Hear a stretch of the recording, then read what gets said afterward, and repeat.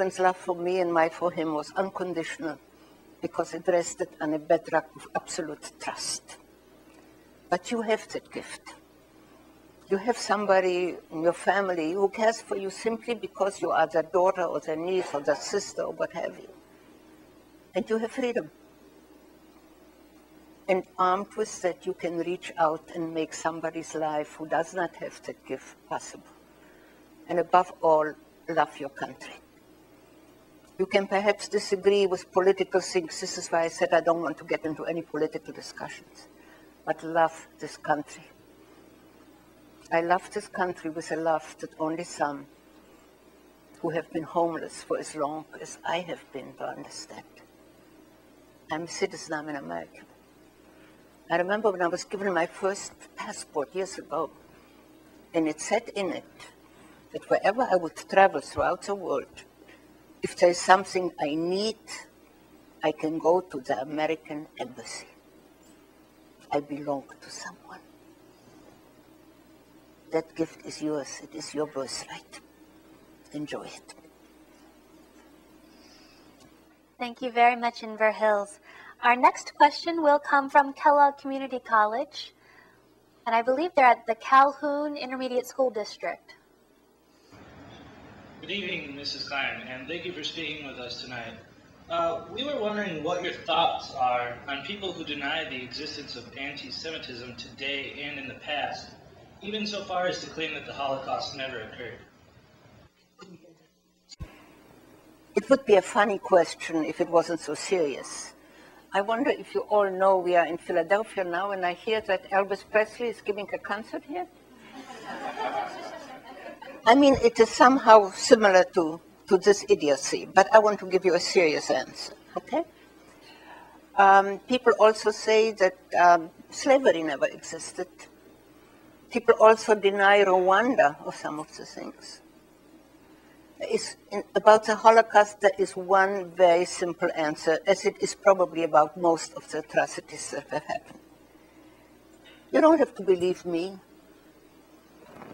If you want to know if the Holocaust happened, write a letter to the German embassy in Washington. To their credit, Germany has never denied it. Ask Germany if there were concentration camps, if there were murder camps, if millions of people were, I hate the word exterminated, were murdered in the fashion in which they were. Ask them about the work of the SS. Germany has never denied it. So if you want to know if the Holocaust was true, ask the German embassy, which will, I'm quite sure, write you a letter and answer your questions. Thank you very much. Thank you, Kellogg Community College. Our next question comes from Pennsylvania State University. Hi, Gerda. It's Diane at Penn State, and I want to welcome you on behalf of all the students and teachers at Penn State University, and of course, tell you that I love you. And I'm introducing Alyssa Rosenblum with our student question. Penn State, I'm going to interrupt you just momentarily. If you could switch your camera to the front of the room so we could see your questioner, that would be great. Thank you very much. Hi. You've yet to speak about your relationship with God. How did you feel before the Holocaust? How do you feel now? And what would you advise students who are struggling with their relationship with God? Well, before the Holocaust happened, you know, I was very young. And as I mentioned, it happened when I was 15. And when I look at my grandchildren at age 15, they're far more sophisticated and have knowledge with all the media and things that you have at your disposal. I would say that my thought processes or my sophistication was probably on the level of a 10 or 11-year-old. So, you know, my thing with God was very simple. You know, I was taught to be a good little girl, to do what I was told to do. And if something went wrong, to pray to God to resolve it. Well, I prayed to God and nothing really much happened.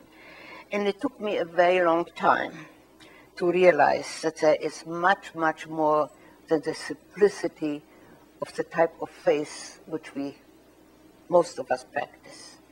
I know there is much more that obviously we are not supposed to know. And this doesn't only deal with the Holocaust. You would ask if there is a merciful God Why would some babies be born with deformities, with illnesses? Why is there so much pain? We don't know. But I do believe that this is just a very, very small part of existence. And we need to look at the beauty of the world. We need to look at the sky and the stars and the flowers and all the senses that have been given to us. And you know, in a way, it is like, you know, we know that we can hear with our ears and we can see with our eyes and we can reach out with our hands. All those things are there, but in our brain, I don't believe there's anything that makes us love. And this is the unseen part in us. We know all the other emotions are possible, but why is the love? Why is the feeling of happiness? And why is the feeling of sorrow? And I think that this is a gift that we don't understand, and we have to go on loving the Creator in our own way. Thank you very much, Gerda. And thank you very much, Penn State University, for your question. Our next question is going to come from St. Francis University in Loretto, Pennsylvania. Hello, thank you very much for speaking with us. A lot of our questions are being answered as we continue through this video teleconference. One thing we'd like to know is, have you ever returned back to your native land with your family or anything since you came to the United States? I went back once with my family and people. I wanted to go to Auschwitz, where, of course, I found what I knew. They have some very accurate data. I know that my mother was killed the next day. It's all there on the computers. I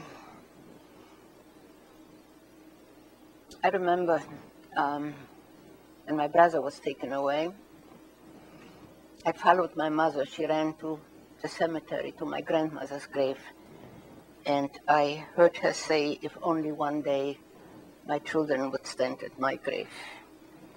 Unfortunately, as you know, my only brother perished. But I wanted to go there and tell her I was there with my husband, with our children. I wanted to be able to say to my parents, we are standing at your graves, and you have grandchildren far away in the United States, and your grandchildren were born free. I went to my house. It looked awful because, you know, the communists had it for all the time, so it looked like a junk heap. The garden, which I loved, was also like a garbage heap. I was very glad. It would have been very difficult if it had been with flowers that I remembered it. And all I said, I want to go home.